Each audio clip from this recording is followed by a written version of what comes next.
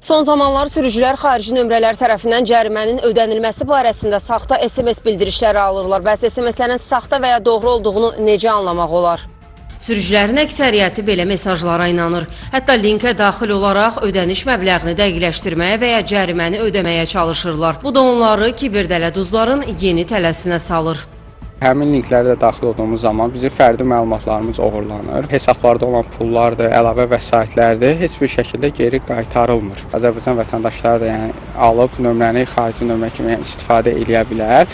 Onun üçün də xüsusi proqramlar var ki, həmin nömrəni xarici nömrə kimi göstərə bilən proqramlar var. WhatsApp-da olan səsli mesajlardır və yaxud göndərilən linklərə əsasən URL-lərə, linklərin sonluqlarına fikir vermək lazımdır. Təbii ki, əsas məqamlardan biri də mütləq şəkildə MyGov və ya şəxsi kabinet vasitəsilə cərimənin olub-olmadığına dair məlumat almaqdır. Bunu hər bir vətəndaş portala daxil olaraq yoxlaya bilər. Bununla bağlı Baş Dövlət Yol Polis İdarəsinin əməkdaşları tərəfindən mütəmadi olaraq xəbərdarlıqlar edilir.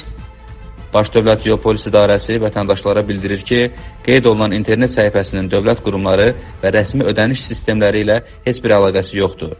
Vətəndaşlardan xahiş olunur ki, bu kimi saxta səhifələrə etibar etməsin.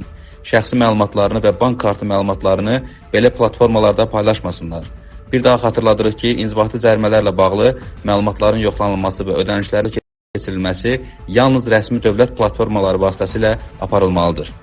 Kiber cinayətkarların məqsədi birdir. Fərqli ssenarilərlə yeni qurbanları hədəf almaq. Vətəndaşlardan isə sadəcə diqqətli və ehtiyatlı olmaq tələb edilir. Nigar Babayeva, Sabir Şahbələdov, Telesəhər.